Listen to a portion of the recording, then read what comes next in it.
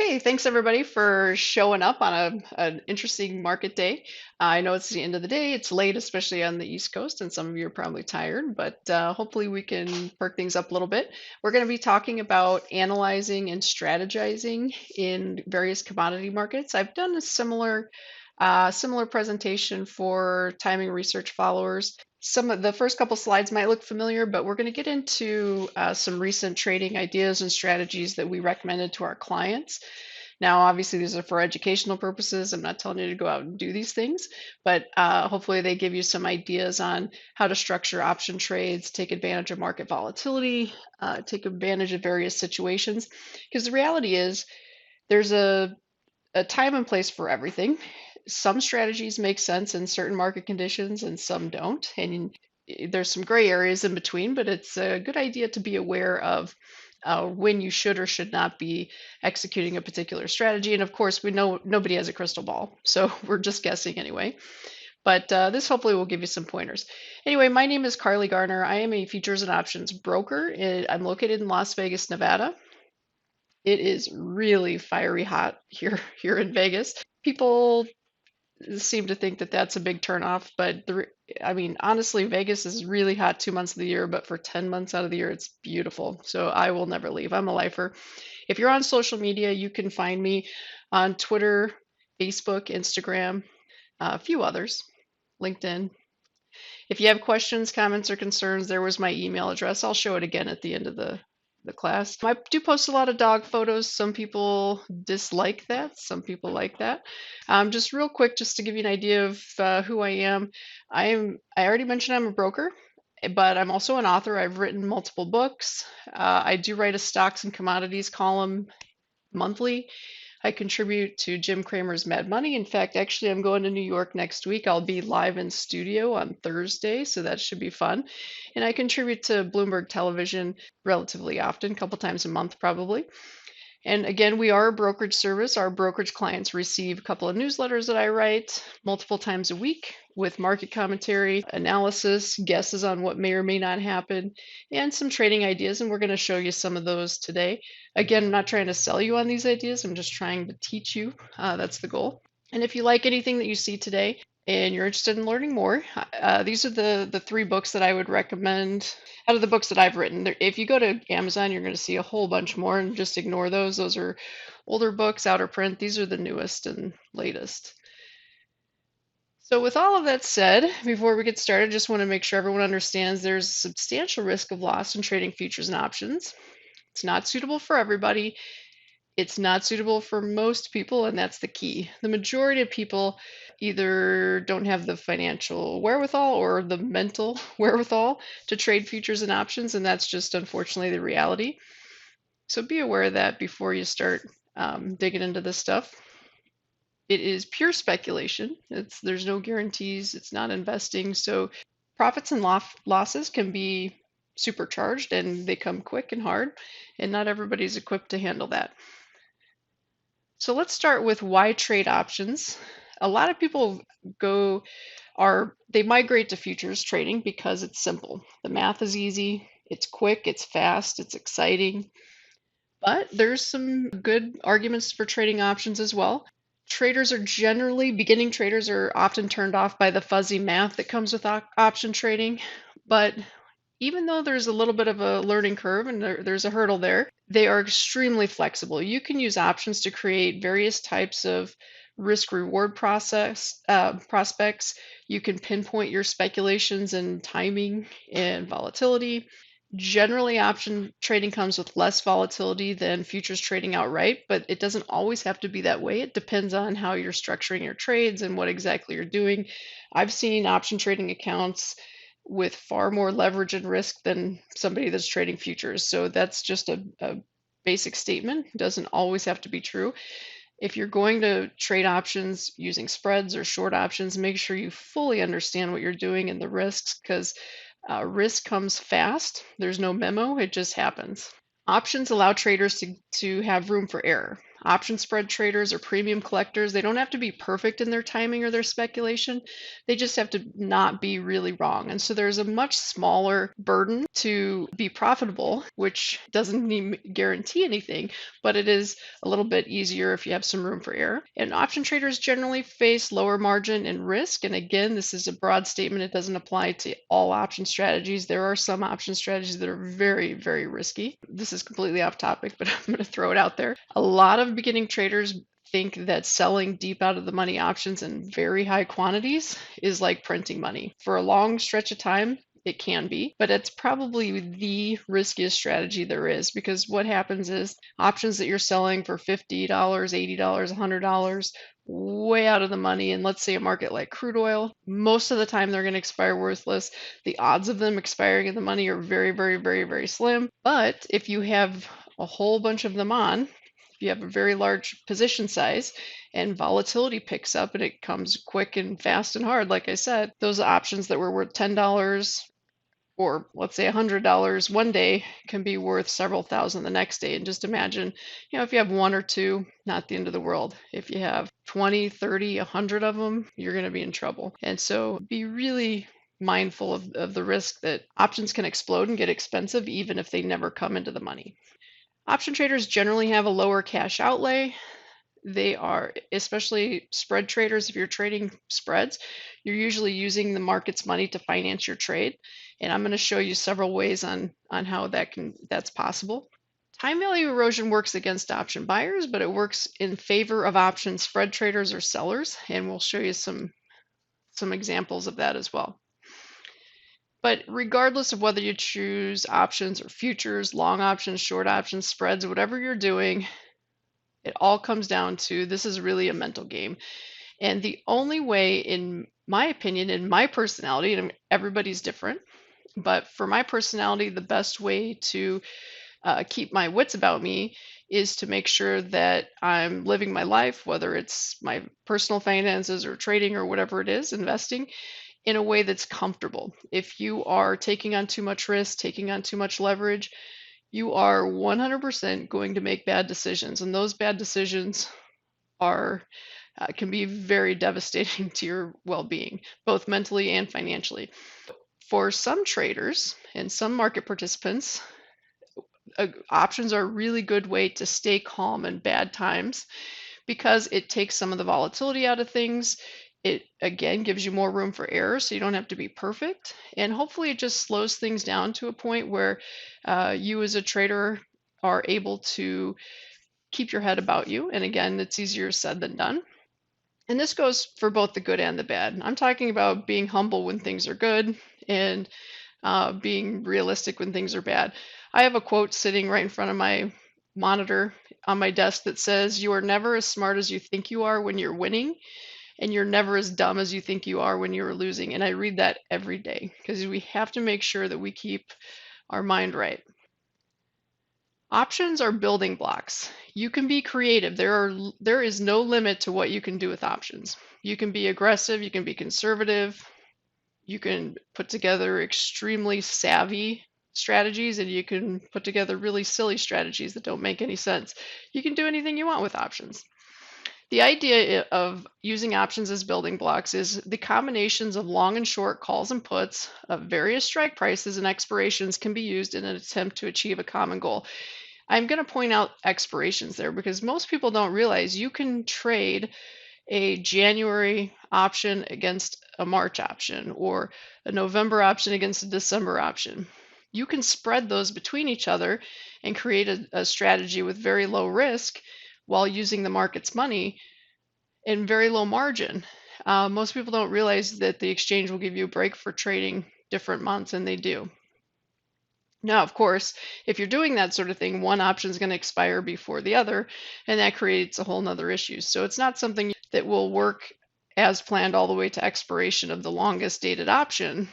There's going to be some adjustments involved or some exiting early, but that's okay for most traders. With an option spread, generally the legs are antagonistic, meaning as the market's moving higher, some legs are working, some legs are not working, and vice versa. And that's basically what's happening is there's an inherent hedge built into the option spread. The key is to be creative. There are no rules in option trading. I mean, other than make sure you have the money and the margin to put the trade on and you're minding your risk. But other than that, you can do anything you want. You can create any spread you want. In my opinion, the goal should, in most situations, the goal is to strive to be cheap. Now, this can mean a couple of things. Sometimes this means waiting for markets to get really quiet and the volatility to get really, really low before you buy options. Or it might mean create a spread in which you're selling options around the option that you want to purchase. We're going to talk about a couple long option strategies, but we're mostly going to talk about very cheap or cost-free trading using creative option spreads. This type of a strategy gives you the ability to get close to the market without spending a lot of money. And this is important because options are priced to lose. So it makes sense to be cheap. If options are priced to lose, meaning more options than not expire worthless, and they're basically a big money pit most of the time, but not all the time, generally not a good idea to spend a lot of money on an option. But as we're going to talk about today, nothing in life is free, especially not a free option trade. If you are constructing a trade that's free or very low cost, it means you have unlimited risk and it means you are having to put up margin. So it's not free, it's just low cost, and there's a difference. So we already kind of touched on this. I'll just reiterate. Options are priced to lose, so act accordingly. It's generally better to be a net option seller. If you're going to sell options to pay for long options, be sensible and creative. You don't want to take on risk just to take on risk, or you don't want to put a trade together just because it's free. You want to put a trade together that makes sense. You want to know where your risk is, where it comes in, and make sure that that's suitable to you. So now we're going to look at some examples that I'm pulling straight from the newsletters that we've sent to our clients just to give you different perspectives on options on futures trading. Now, there's a lot of books out there that talk about option trading. There's very few books that talk about trading options on commodities. I'm only aware of maybe 3, and I've written 2 of them. So there's just not a lot out there. Most people assume that as an option is an option, but there's definitely a difference. Commodity options behave a little differently because they're options written on leveraged products, because the underlying futures contract obviously is leveraged. So options on futures, like I mentioned, it's leverage on leverage, so that can be good or bad. The good is if you're an option buyer and it pays off, it can be wildly, amazingly lucrative. But if you buy an option and nothing happens, that option basically just goes up in pixie dust really quickly. It loses value very quickly and it can be frustrating. So you don't want to always be an option buyer, but there is a time and place. So this is a recommendation we made just a couple of days ago. And by the way, if you want to sign up for a free trial of our newsletter, you can at decarleytrading.com. But in this situation, I don't know if anyone follows orange juice. My guess is probably nobody follows orange juice. I've been in this business since the early 2000s, and I think I've only made a recommendation in orange juice maybe 2 or 3 times at the most. It's just not a market that speculators participate in. It's really thinly traded. So I don't recommend selling futures because it's just really dangerous. There's just not a lot of liquidity there. But the options are pretty cheap. We've had this really big run in orange juice. We're sitting around all-time highs at roughly 300. Now, there's no guarantee that orange juice is going to roll over because, just simply because it's expensive. But for the last couple of years, we've seen commodities do this. First, it was natural gas, then it was lumber, then it was copper. We've seen all of these commodities boom and bust. And so why not orange juice? The reality is it probably will boom and bust. That's what commodities do, because when prices get high, supply comes to market and it forces the price down. Sometimes it takes longer than others, but that's always been the end result. I can't think of a single renewable commodity or even a commodity like crude oil that isn't necessarily renewable, but it's extracted or mined, that has been able to hold a rally. You could maybe argue gold, but that's maybe about the only one. Commodity rallies are destined to fail. That's just always how it's been, and it's because of supply and demand. So we recommended to our clients to play the downside using a 250 put in November. It was 4 cents at the time of purchase. Honestly, we probably got in a little early. That option, I think, as of today, was going for about 3 cents. And what that means is we paid, yesterday you would have paid, 2 days ago when we first got in, you would have paid 600. Now we're talking, it's probably worth about 450. So it's lost a little bit of value as orange juice has crept a little higher. But the reality is this option has 88 days to expiration. It expires on October 20th, and you have theoretically unlimited profit potential. People always bust my chops for saying that you have unlimited profit potential on a put because commodity can only go to zero. So technically it's not unlimited, but I think we all learned a pretty good lesson a few years ago when oil went below zero that actually maybe it is unlimited.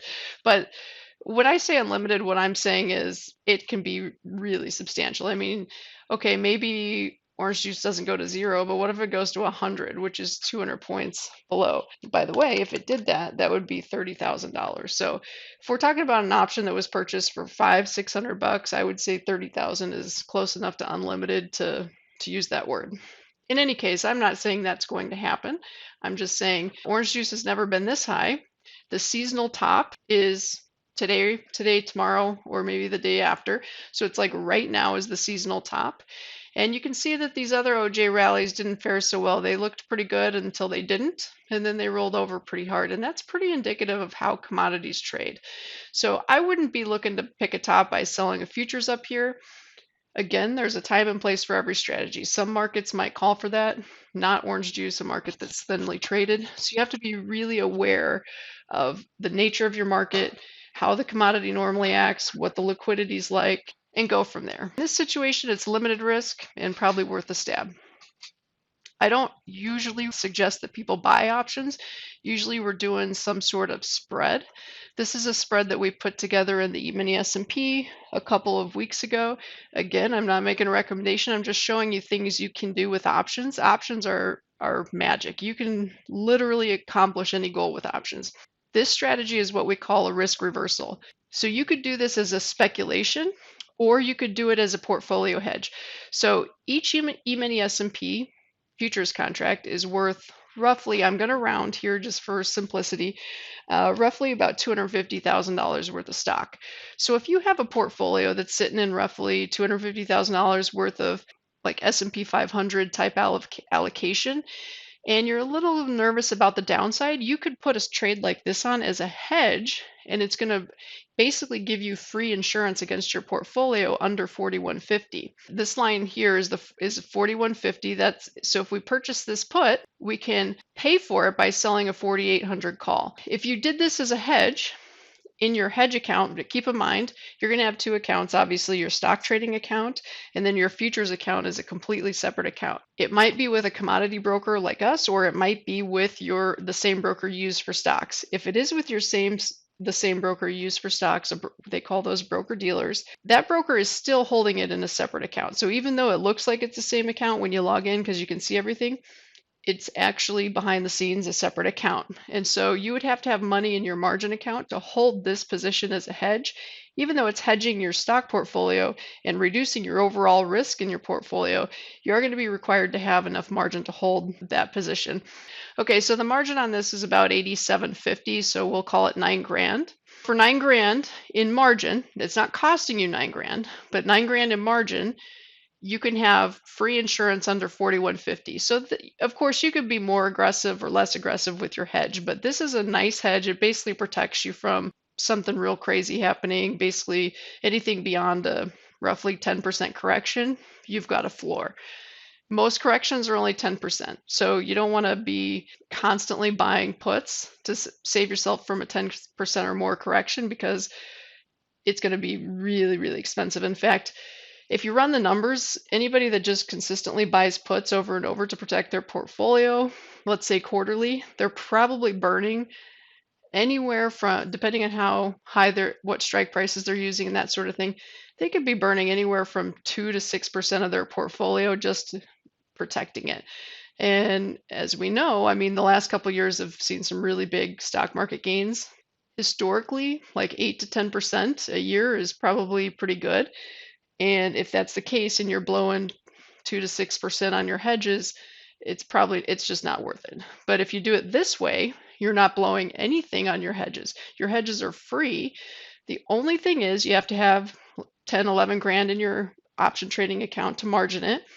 And you're giving up profits above this short call. So if the market rallies above 4,800, you're making money in your stock portfolio. you're losing money in your hedge account, and they kind of balance each other out.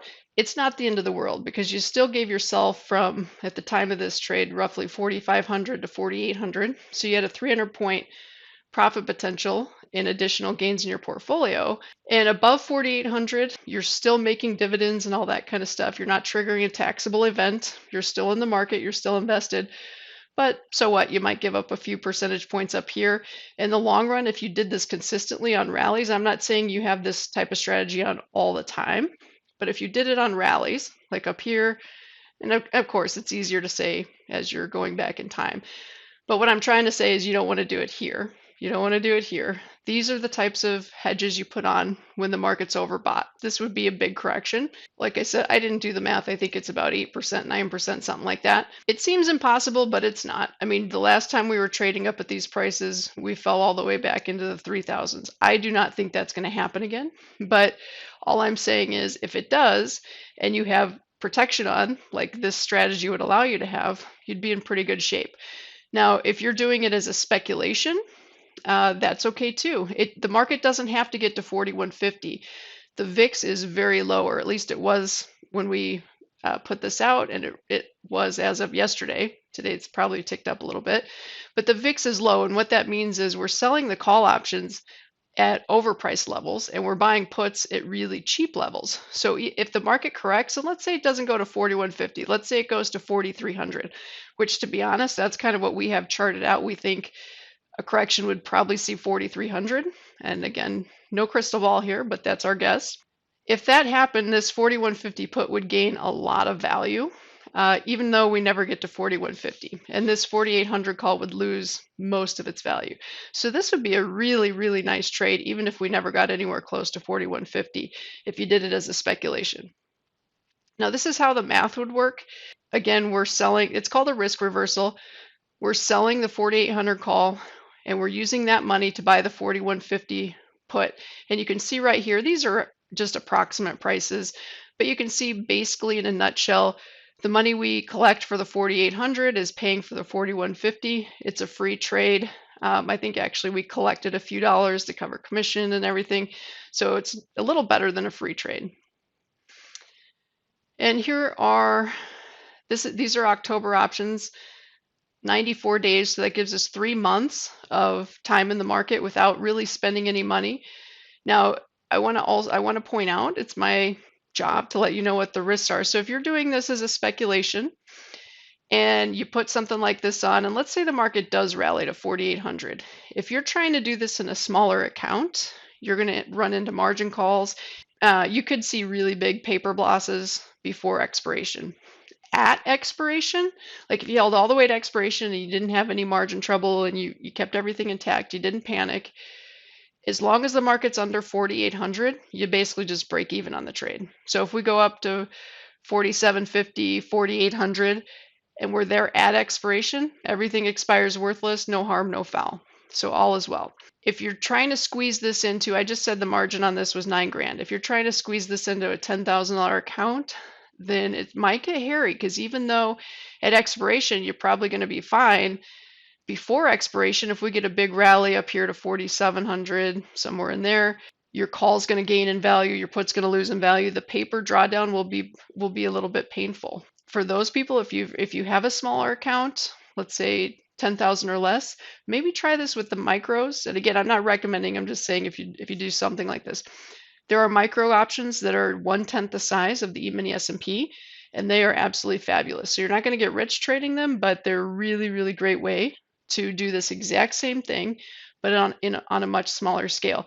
Now, I don't think we realize how lucky we are. I mean, those of us that have been in the business for as long as I have do. Micros are amazing because these types of strategies used to only be really available for people that had pretty big trading accounts. The E-mini S&P didn't even exist when I came in the business. It was just the big S&P, which was like $250 a point. So it's really great that the exchange has brought these strategies to smaller accounts. So we did something similar to that in soybeans. So you can do the exact same idea that we just talked about in the S&P in any commodity really. But again, you want to do it when the commodity is on an upswing. This is November soybeans, and we have some farmers that we help hedge, so this is a really great hedging strategy for them, similar to the way it's a hedging strategy for the S&P. We have some speculators, obviously, also, and for them, this was a great way to get a foot in the door without having immediate risk. So you can see the November soybean futures have had trouble with this trend line. And actually, in the last couple of days, it's broken a little above that and then rolled back over, but you get my point. There is a pretty good chance that this line held, and it also happens to be a bit of a trend line here. So two trend lines come in right around the $13.80, $14 area. So if you want to play the downside, this is the place to give it a shot.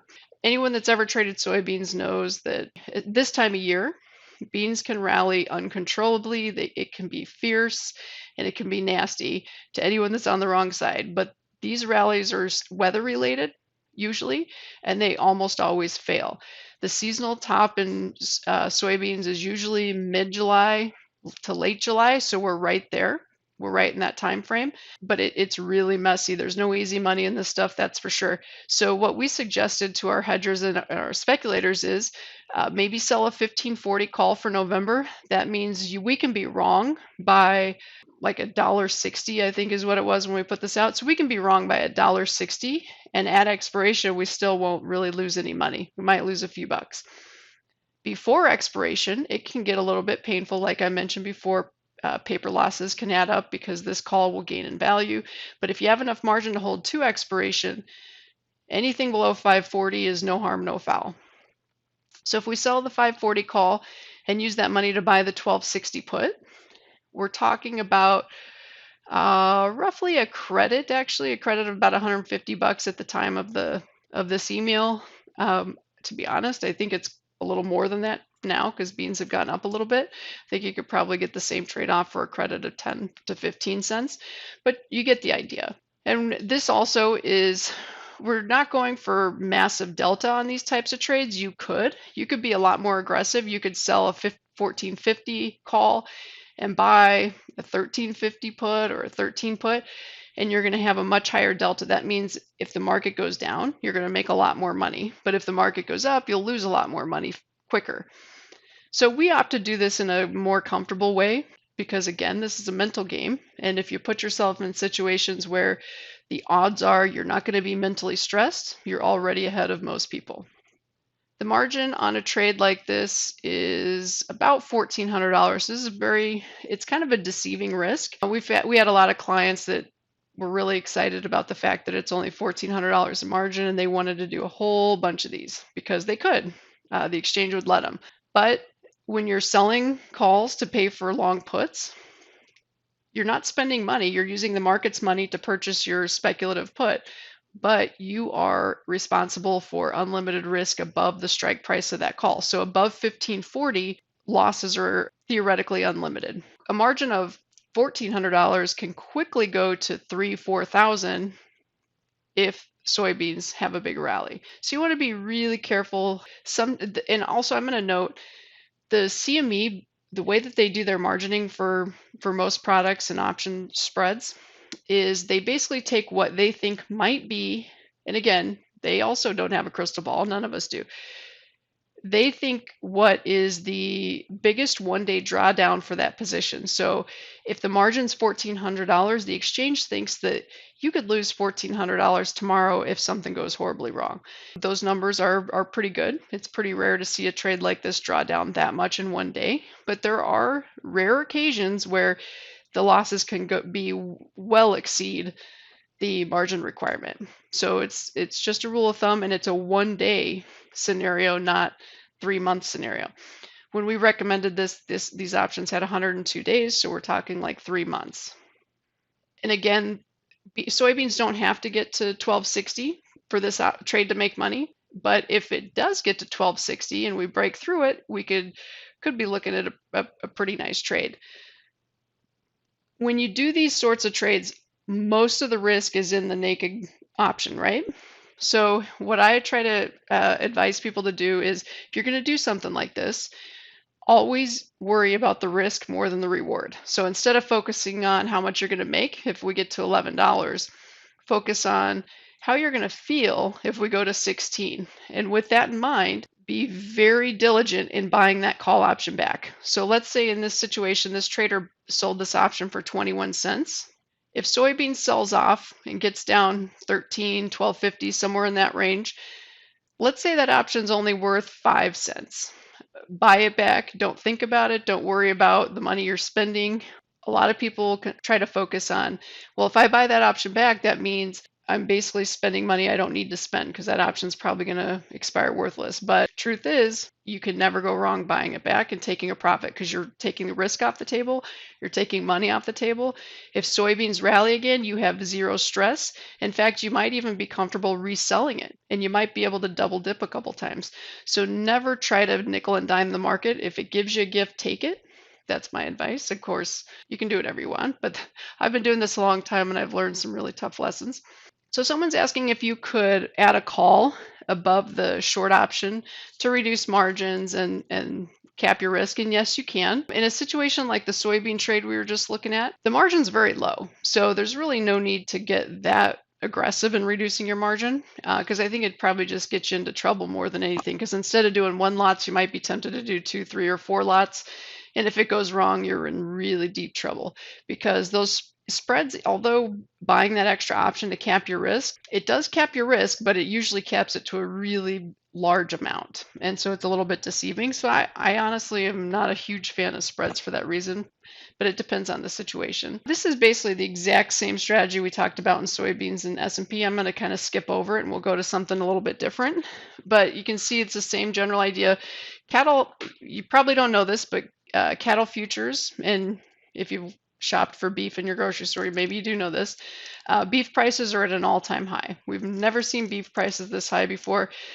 The last time we got up into this vicinity was 2011 and 2012. No, I take it back. 2014, 2015. That was like a year and a half of topping process. To me, the current market condition feels exactly like that. It feels like a repeat, and I think we probably will get a repeat of exactly that. What happened in 2015 is the market rolled over from all-time highs. At the point of rollover, supply demands were it was more bullish than it had ever been in the history of cattle. Like nobody thought cattle could go lower, and that's exactly when it topped out. And it took us almost a decade to get back to those prices. Maybe it doesn't take us a decade to get back up here, but I'm pretty comfortable in saying that we get a really, really big correction that could take some people by surprise. So let's see what happens. This is corn. Actually, I should have mentioned this, but we actually put out a recommendation to do a risk reversal when corn was right here. I'm not saying we're perfect, and we knew that exactly that was going to happen. In fact, I was kind of scared when I put it out, but it happened to work out like a charm. We sold a call and bought a put. But once we got down to the bottom of this trading range, you can see we're in a trading range. I mean, anyone can see that. Once it got down here, it looked really ugly. I was concerned that we would fall through this support and just keep going. So some of our clients were had a sugar high because the risk reversal on the downside worked out very well. They wanted to do a risk reversal on the upside. And as it turns out, that would have worked out just fine. But I kind of tried to talk them out of it because I was worried about this. I don't know if you've ever traded corn enough to realize, but when it falls through support, fundamentals no longer matter. Fortunately, there's a lot of farmers that maybe are unhedged and they're selling to save their farms. There's a lot of like algos that jump in the thinner overnight markets. There's a lot of CTAs that they just make a living trend trading. And so you get all this stuff pushing prices around to levels that has no business being at fundamentally, but it happens anyway. So you have to be really careful with some of these commodities. So in this situation, we recommended to just buy calls. Keep it simple. You can imagine when the market rallied sharply here in June, the call options got really, really expensive, insanely expensive. But this quick turnaround and collapse all the way to the bottom of the range in a couple of days wiped out all the call premium, and it resulted in a situation where the calls were insanely cheap. Off the top of my head, I think we're getting these for 7 cents. Let me see. Oh no, I'm sorry, not 7. I was going to say 17. 12.5 cents. Wow. So these options were 12.5 cents, which is like, first of all, they expire in 140 days on November 24th. And this recommendation was put out, I want to say July 5th, so we're talking almost a month ago. But I can tell you, with 140 days to go, $600 with unlimited profit potential and the market's at the bottom of the range, honestly, I cannot believe they were priced that way. I just got done telling you that options are priced to lose, but these options were not priced to lose. They were mispriced in my opinion. So we put out an alert suggesting people purchase these. And I should also mention, not every trade goes as planned, obviously. I mean, the jury's still out on some of the trades that I've shown you already, like the S&P. We could very easily get run over if something out of the ordinary happens. So you just never know. But if you're putting your risk and your reward areas at reasonable levels that you're comfortable with, you're probably going to make good decisions if something goes wrong, and hopefully you can manage that. But in this situation, we're buying calls. The risk is what you pay for it. So these people were able to get into the market for $600 plus transaction costs, zero margin, and see what happens. I don't have a chart queued to show you what happened after this, but corn immediately rallied about $1. So these options did very, very well. Unfortunately, some clients got out much too early. In fact, I was advising them to get out early because it was kind of crazy. But others held on for the ride and made quite a bit of money. So you just never know. And again, that's not the norm. That's the exception. I'm not saying that they always work out that way. But just always be on the lookout for a deflation situation in the options. If options go from really expensive to really cheap, especially call options and commodities, that's when you want to get interested in buying. Again, you notice we weren't buying 480 calls, 490 calls, because those were a little expensive. But you can get your foot in the door with 3 months in the market for $600. That's worthwhile. In that situation, it's worthwhile just buying an option with limited risk and letting it go. So around the same time, about a week later, we decided we liked the upside in Treasury bonds. And so instead of doing a risk reversal, we did it a little bit different. This is basically a risk reversal, but we adjusted it a little. We sold an extra call option. We thought the market might have a good chance at holding support. There's a trend line here. This is the 30-year Treasury bond future. At the time this was put out, and it was July 11th, it looks like, you can see the bonds had just gotten completely massacred for about a week, and we're sitting on support. So we thought, we don't mind being long treasuries at the time, and it's still somewhat the case, but not quite the case. At the time, according to the COT report, there were more speculators holding net short positions in the 10-year note than ever before. So our thought was, we're sitting on support. We like the fundamentals in treasuries anyway, and the whole world is short treasuries. So something had to give. So we were looking for a decent, at least at minimum, a pop out of here. And we did get the pop out of here. It's since rolled back over. So hopefully anyone that followed us on this was able to get out with a nice profit. They had opportunities too, but sometimes human nature gets involved. And I will say this, a lot of the option spreads that we do have 2-3 months to expiration. But if something goes our way within a couple of days or a week or 2 weeks, I advise people to take their money and run, because just because the market went our way initially doesn't mean it's going to stay that way. Things change so quickly. And more often than not, if you're taking money off the table, you're taking risk off the table, but you still have your main big idea for a particular market, usually you can get back in at better prices. So this market rallied pretty nicely after we got in, and now we are actually in a situation where we could probably get right back in from similar levels. Obviously, this chart's not updated, but we did see bonds rally up here and they kind of roll back down, and we're sitting right here now. So we're actually, we have our eye on this market. We'll probably do something very similar tomorrow. But here's the idea. So if we think a market's going higher, one way to play it is to buy a call option. The problem with just buying a call option is it's very expensive. We can see down here in this screen below, if you bought the 125 call outright, it would cost you $3,000. That's how much each point's worth in treasuries. So instead of spending $3,000, we can sell a call above and a put below to bring in premium to pay for that. And it creates a situation where it's almost a free trade. So we've used the market's money to finance our long 125 call in treasury bonds. So in other words, we bought this option for free, but the opportunity cost is our profit potential is capped at 130 and our risk is unlimited below 120. If the market is between the long call and the short put at expiration, it's no harm, no foul. Everything expires worthless and we move on. If the market's above 130 at expiration, you make the maximum profit potential, which in this case is 5,000. If it's anywhere in between 125 and 130, you make something. In a trade like this, the maximum profit potential is 5 grand. But if you can, like I said, if you can make 1 to 2,000 in a week or two, take it, move to the sidelines, regroup. You'll almost always get a better chance to get back in, or another chance to get back in, I should say.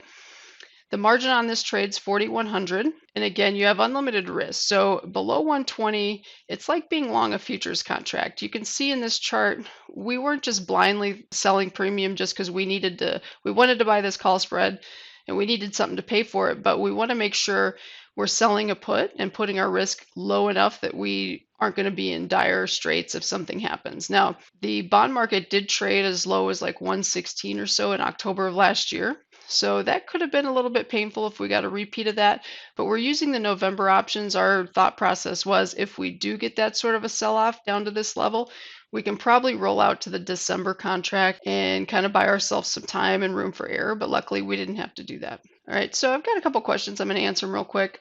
Someone's asking, what are the signs to get out early? Honestly, if you make a quick dollar, get out early. It's that easy. There's no I would say if you start getting to resistance areas, like we were getting up to this trend line here, if you're up against resistance, you have some money on the table, just get out.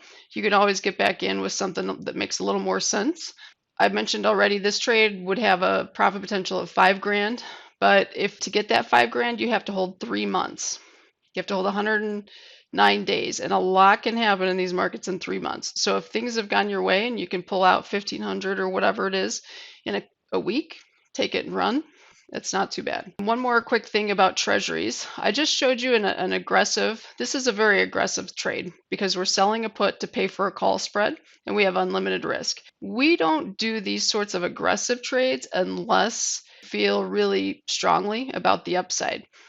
A few weeks before this, we were fundamentally bullish treasuries, but we kind of knew things looked a little bit sketchy, so we weren't willing to take unlimited risk.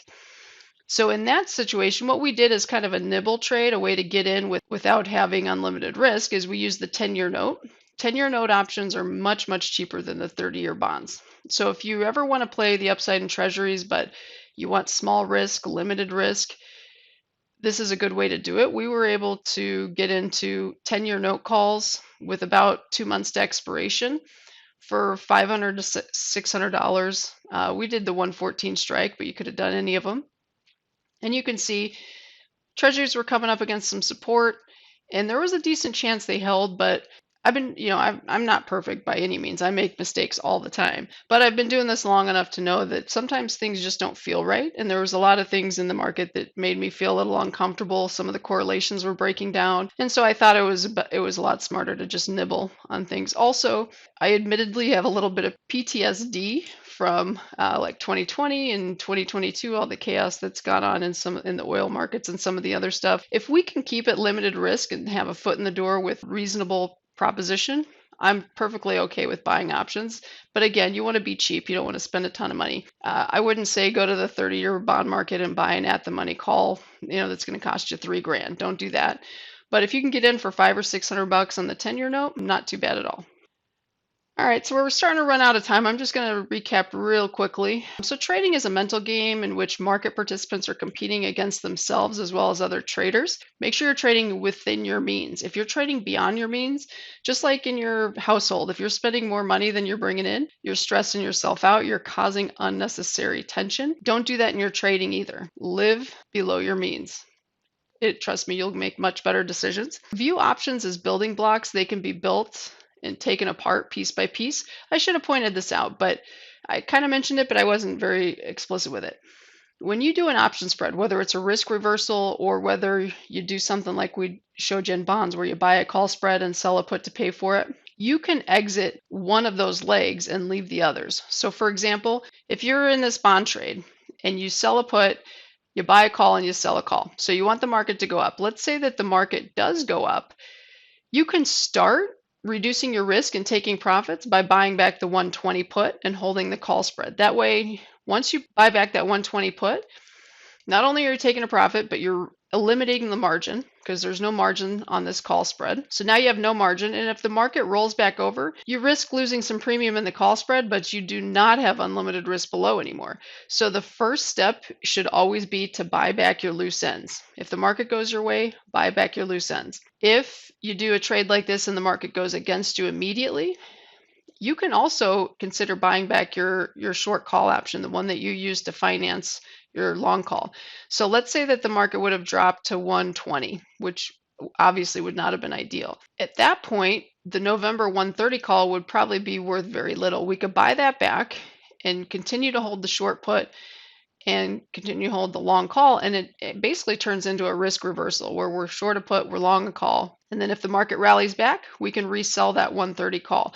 So there's no rules that says you have to be in and out of the entire spread at the same time. You can leg in, you can leg out, you can do whatever you want. It's your money, it's your risk. So always be thinking outside the box. Savvy and opportune adjustments along with some luck can revive trades that have gone wrong, or at least keep them alive, or more importantly, prevent you from losing your shirt. That's really the name of the game. You have to be in it to win it, and thinking outside of the box can go a long way towards keeping a foot in the door with an acceptable amount of risk.